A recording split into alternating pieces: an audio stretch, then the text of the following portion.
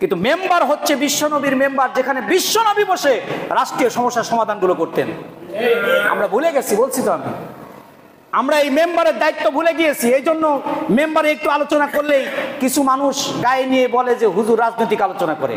আরে বাবা, এখান থেকেই তো রাজনীতির আলোচনা আসবে। রাজনীতির আলোচনা কি বঙ্গভবন থেকে আসবে?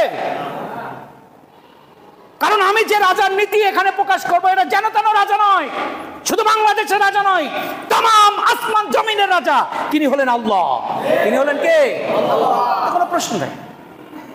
এই বাংলাদেশে অসংখ্য দল আছে না নেই?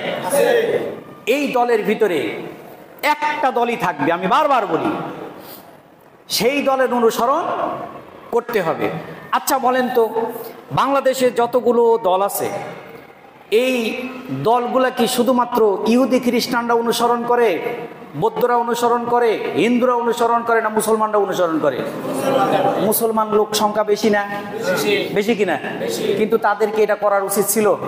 তাদের চ্যানেলটি সাবস্ক্রাইব করে আমাদের সঙ্গেই থাকুন। বাংলাদেশে কি দলের অভাব? কথা বলেন। কত দল, কত মত, কত পথ।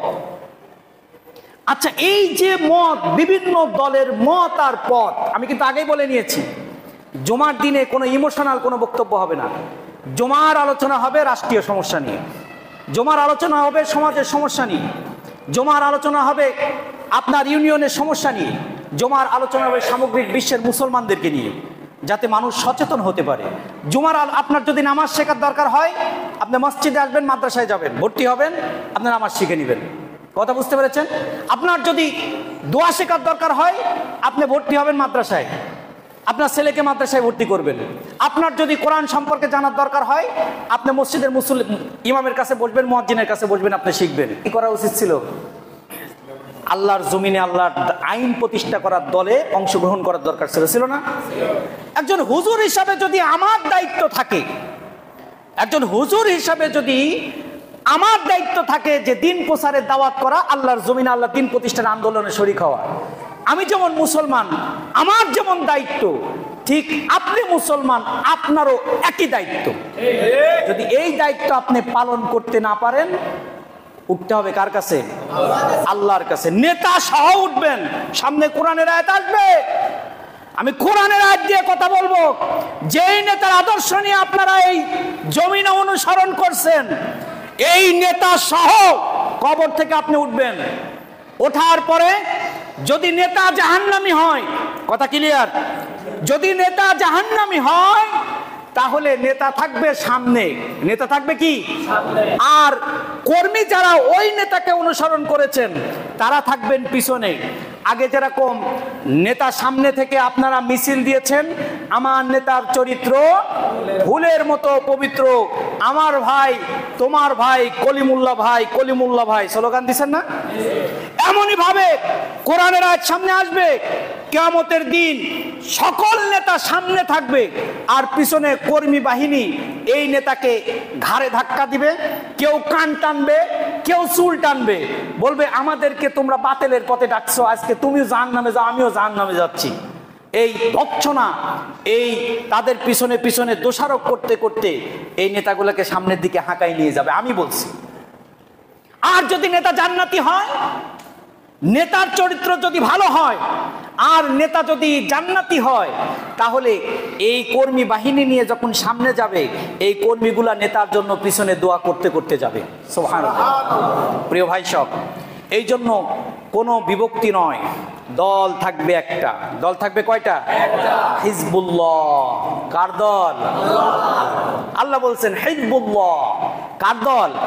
হিজবুন মানে দল, আর আল্লাহ মানে আল্লাহর দল। আল্লাহ ঘোষণা করছে কারোর কোনো দল তন্ত্রমন্ত্র থাকবে না, দল থাকবে একটা। দলের নাম হলো হিজবুল্লাহ। দলের নাম কি? আবার বলেন না এটা একটা নিষিদ্ধ সংগঠন, কারণ এটা কার ঘোষণা? আল্লাহর ঘোষণা। তো প্রিয় ভাই সব, এই দল করতে গিয়ে কখনো কি করা যাবে না? দলাদলি করা যাবে না। তো এবার প্রশ্ন হলো, কোন দলে যোগ দেওয়া যাবে না? কোরআনের আয়াত দিয়ে বলবো। কথা বুঝতে পেরেছেন? কোন দলে যোগ দেওয়া, শুনবেন তো, কোন দলে যোগ দেওয়া যাবে না? এক নাম্বার হলো, আল্লাহ বলেছেন সূরা মায়েদা 44 নম্বর আয়াত। কয় নম্বর আয়াত? 44 নম্বর আয়াত। আল্লাহ তাআলা বলছেন যেসব দলে আল্লাহর আইন বাস্তবায়নের কর্মসূচি নাই সেসব দলে যোগ দেওয়া যাবে। এবার দল আর থাকে? এত দল বাংলাদেশে, আর কোন দল থাকে? খুঁজে বের করেন। কোরআনের আয়াত বলছি আমি, আল্লাহ বলছেন যেসব দলে আল্লাহর আইন বাস্তবায়নের কর্মসূচি থাকবে না সেই দলে যোগ দেওয়া। কোরআনের আয়াতটা শুনবেন, সূরা মায়েদা 44 নম্বর আয়াত। আল্লাহ বলছেন ওয়ামান লাম ইয়াহকুম বিমা আনজালাল্লাহ ফাউলাইকা হুমুল কাফিরুন। আমি যেই বিধান দিয়েছি, ইয়াহকুম মানে হুকুম, নীতিমালা, আইন, আল্লাহ যে আইন নাজিল করেছেন এই আইন মোতাবেক যারা বিচার ফয়সালা করে না তারা কাফের। তারা কি? এই যে ফাউলাইকা হুমুল কাফিরুন, আমার কথা? কার কথা? এখন বাংলাদেশে তো মূল দল দুইটা। মূল দল কয়টা? তাদের কোনো কর্মসূচিতে কোরআন আল্লাহর আইন বাস্তবায়নের কোনো কর্মসূচি আছে? এখন তারা যদি বলে যে হুজুর আমাদের কাফের বললেন, আমি কি বলেছি? বলেন। ঘোষণা কার? কোন সূরা? বাসায় গিয়ে খোলেন দেখেন। আমি যদি অপব্যাখ্যা দিয়ে থাকি আমাকে ধরেন। আমি যদি আয়াতের অপব্যাখ্যা দিয়ে থাকি আমাকে ধরেন। আল্লাহ বলছেন যেই দলে আমার কর্মসূচি বাস্তবায়নের কোনো নীতিমালা থাকবে না, কোনো প্রোগ্রাম থাকবে না, ওই দলে যোগ দেওয়া যাবে না। যদি ওই দলে কেউ যোগ দেয় ফাউলাইকা হুমুল কাফিরুন। বাইরে প্রশ্ন আমার একটা, আপনি যে দলটা করেন কি জন্য করেন? ভালো লাগে? ভালো লাগে? কথা বলেন। আপনি কি ওই দলের থেকে টাকা খান? কথা কয় না। অসংখ্য কর্মী আছে, আমি প্রশ্ন রাখলাম, আপনারা কি ওই দল থেকে টাকা পান, ভাতা পান প্রতি মাসে? ভাতা পান না? টেন্ডারের অংশ পান? চাঁদাবাজির অংশ পান? মুক্তিযোদ্ধা ভাতা পান? বয়স্ক ভাতা পান? কথা বলেন আমার সাথে। দরিদ্র ভাতা পান? যদি না পান তাহলে কেন করেন? কোনো একটা অংশে তো আপনাকে থাকতে হবে, দুনিয়ার স্বার্থ তো থাকতে হবে, থাকতে হবে না? কেন করেন? আপনার সমস্যাটা কোথায় যে ইসলামী আইন বাস্তবায়নের কর্মসূচিতে আপনি কেন অংশগ্রহণ করেন না? এর একটাই কারণ, যেটা হচ্ছে এই শয়তান আপনাকে করতে দেয় না। শয়তান আপনাকে। তাহলে আমার পরিষ্কার কথা হলো, কোরআনের সূরা মায়েদার 144 নম্বর আয়াতের পরিষ্কার হুকুম হলো, কোরআনে যত আইন এসেছে এই আইন দিয়ে যদি আইন মন্ত্রণালয় না চলে, আর এই আইন মন্ত্রণালয়ে কোরআনের আইন বাস্তবায়ন করার কর্মসূচি তারা হাতে করে না, তারা কাফের।